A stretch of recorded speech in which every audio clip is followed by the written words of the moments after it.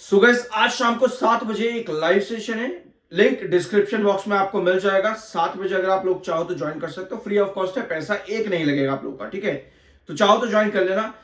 इस वीडियो में BSc, CDSL और एनएसडीएल इन तीन कंपनीज के बारे में बात करेंगे। एंड तक देखना, बहुत कुछ आपको यहाँ पर मिलने वाला है। I am NISM 7 certified, subscribe जरूर कर देना। शुरुआत करते हैं। सबसे पहले हमारे पास कौन सी कंपनी है? सबसे पहले हमारे पास में बीएससी लिमिटेड।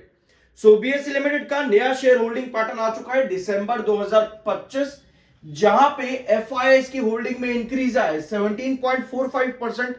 अब आपके एफआईएस की होल्डिंग हो चुकी है। सितंबर पर आपके एफआईएस ने सेलिंग करी थी 16.25, तो अब दिसंबर में रिगेन कराए आपके एफआईएस ने अपनी होल्डिंग में।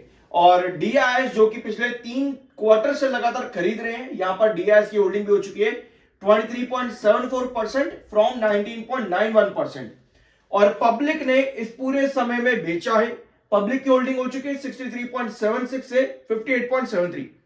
एक चीज आप यहां पर नोट करो, आपके एफआईएस ने बेचा था जून से लेकर के सितंबर, यानी कि एफआईएस की होल्डिंग जो आपको यहां दिख रही है ये रही होगी 1 जुलाई से लेकर के, नोट करना, 1 जुलाई से लेकर के 30 जुलाई के बीच में, आप 30 सितंबर के बीच में आपके एफआईएस ने सेलिंग करी होगी यहां पर। और जो यहां खरीदारी करी है आपके एफआईएस ने अक्टूबर 1 से लेकर के दिसंबर 31 बल्कि इस टाइम पर आपके एफआईएस ने खरीदारी करी होगी, और डीआईएस ने भी वही खरीदारी करी होगी। और जो आपकी पब्लिक है, पब्लिक ने खरीदारी करी होगी बिल्कुल उसी तरह से, और बेचा पब्लिक ने बिल्कुल उसी टाइम पर होगा। अब आप इस पूरे टाइम पीरियड को क्या करो, एक बार चार्ट पेन पर रखना, आपको नजर आएगा कि इस टाइम पर स्टॉक अपने टॉप पर था। इस टाइम पीरियड के अंदर जो जून और सितंबर के बीच का गैप है, इस समय स्टॉक अपने टॉप पर था, तो पब्लिक ने क्या किया, वहां पर खरीदारी करी।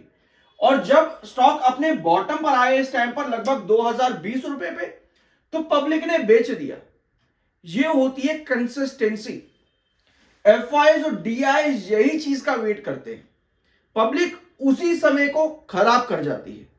पब्लिक ने 5% एग्जिट करा, लगभग यहां पर 5%। ये कम नहीं होता है। कोई भी काम कर रहे हो मार्केट के अंदर, स्ट्रैटेजी समझो, चीजों को पहले देखो कि भाई हो क्या रहा है।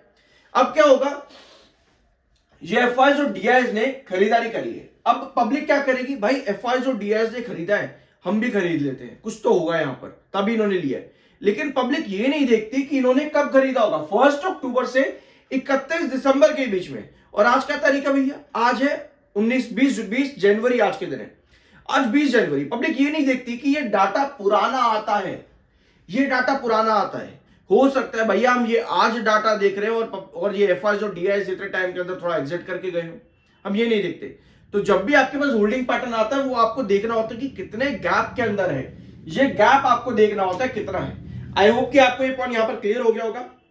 इसके अलावा बीएससी लिमिटेड 9 फरवरी कंपनी अपने रिजल्ट्स अनाउंस करेगी। Q3 के बहुत दूर है यार रिजल्ट डेट, कंपनी ने लंबा टाइम यहां पर दिया है, और बहुत मुश्किल है स्टॉक का अपने उस कंसोलिडेशन फेज के अंदर रहना।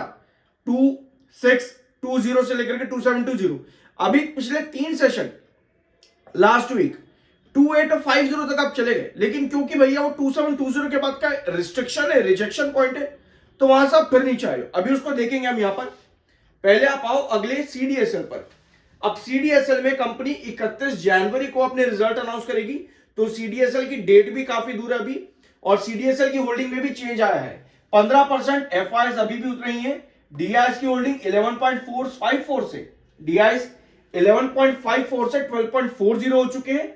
और आपके ये कौन है, आपके एक मिनट देख लेते हैं एक बार, सॉरी, ये आपके प्रमोटर है जो कि सेम है, और ये आपके एफआईएस है। एफआईएस की होल्डिंग इंक्रीज हुई है, और डीआईएस ने भी खरीदारी करी है, वेराज पब्लिक ने सेल किया है, ठीक है, पब्लिक ने यहां पर सेल किया है। एफआईएस और डीआईएस दोनों ने बाइंग करी है।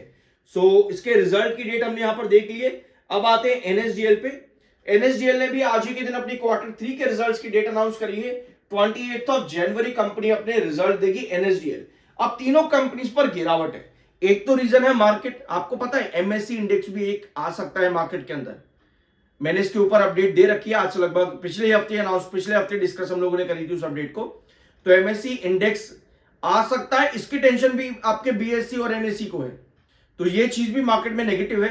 ऊपर से सेबी ने जो नए रूल्स और रेगुलेशन जितने भी लेकर के आ रही है, ड्राफ्ट पर है, वो सब मैं डिस्कस कर चुका हूं बीएससी के पिछले वीडियो में, देख लेना। मार्केट की टेंशन अलग है, इसके बारे में भी वीडियो अपलोडेड है चैनल पर, स्पेसिफिक जरूर चेकआउट कर लेना, ठीक है। अब हम बात करेंगे सिर्फ और सिर्फ आपके बीएससी लिमिटेड के बारे में। सब्सक्राइब जरूर कर देना और शाम को ज्वाइन करना मत भूलना, 7 बजे लाइव सेशन, पैसे नहीं लगेंगे, मैं आपको फिर बता दूं। I am NISM 7 certified, subscribe भी कर देना। ये है बीएससी लिमिटेड का चार्ट पैटर्न, और ये वही आपका घिसा पिटा पुराना, फिर मैं वही दोहराऊंगा, 2720 2620 कंसोलिडेशन, 2850 रिजेक्शन लेवल, और यहीं पर स्टॉक गया 3 सेशन कंसिस्टेंटली सेल ऑफ दिखाने के बाद में। एक बार ऊपर की टेल देखना, यहां पर 3 सेशन कंसिस्टेंटली सेल ऑफ दिखाने के बाद में 2850 के ऊपर स्टॉक वापस से ड्रॉप कर गया। अब इस ड्रॉप के पीछे एक तो भैया मान लेते हैं 2850 का रिजेक्शन पॉइंट, तो एक ये रीजन है, दूसरा MACD मान लेते हैं, और तीसरा मार्केट की करेक्शन। लेकिन भैया हम वापस आ चुके हैं इसी जोन के बीच में। अब यहां करें तो करें क्या, एक बार आप ब्लैंक स्क्रीन पर, ये वही पुराने आपके घिसे पिटे लेवल 2720 2620, ठीक है। यहां पर क्या हुआ, आज के दिन स्टॉक ने 2720 के नीचे आ गया है, इस तरह की कैंडल आज के दिन दे दी है। अब कल के दिन मान लो फिर से यही कैंडल आपके आ जाती है और 2620 के पास कल के दिन आप ड्रॉप कर जाते हो, आपको ना यहां पर चाहिए कुछ इस तरह की कैंडल। इसको क्या कहते हैं कमेंट बॉक्स में बताना, ये कौन सी कैंडल होती है जिसके नीचे की टेल लंबी होती है, बॉडी ऊपर की तरफ होती है, और क्लोजिंग देते हैं वो अपने बेस लाइन के नीचे, और फिर वापस से बनता है उसके अंदर ब्रेकआउट की कंडीशन। तो इस कैंडल को क्या कहते हैं एक बार कमेंट बॉक्स में बताना। तो हमें इस कैंडल की जरूरत रहेगी। अगर 2620 पर ये कैंडल नहीं आती तो भैया 2620 आपका ब्रेकडाउन हो जाएगा, फिर आपका नेक्स्ट बेस आता है 2520 पर। ये पता होना चाहिए कि आपको कि नेक्स्ट ट्रेंड्स आपके क्या है। चार्ट पर देखना पुराने रेस्ट्रिक्शन और पुराने बेसिस कहां बने, आपको समझ में आ जाएगा किस तरह से अपने जो है बेसिस मार्क किए जाते हैं, ठीक है। बट मान लो ये कैंडल आपके पास बन भी जाती है कमिंग सेशन के अंदर, उसके बाद फिर आपके पास यही सिचुएशन अगर आती है तो भी उस कंडीशन पर आप 2520 नीचे आओगे। लेकिन आपको चाहिए होगा इस कैंडल के बाद, मान लो अगर ये कैंडल बनती है उसके बाद आपको इस तरह की कैंडल चाहिए ताकि आप वापस 2720 पर जा सको। यानी कि हर कैंडल की पोजीशन पर आपको पता लगना चाहिए कि आने वाले सेशन किस तरह से काम करेगा।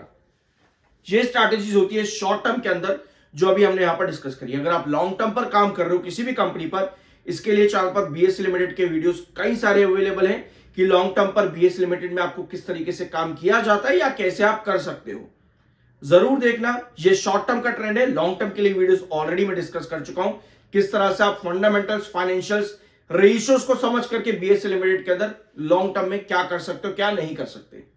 आई होप कि इस वीडियो में आपको कुछ नया जानने और सीखने को मिला होगा। सब्सक्राइब जरूर करना और शाम को 7 बजे लाइव सेशन ज्वाइन करना मत भूलना। लिंक इसी डिस्क्रिप्शन बॉक्स में आपको मिल जाएगा, इसी वीडियो के, ज्वाइन जरूर कर लेना। मिलता है अगले वीडियो में।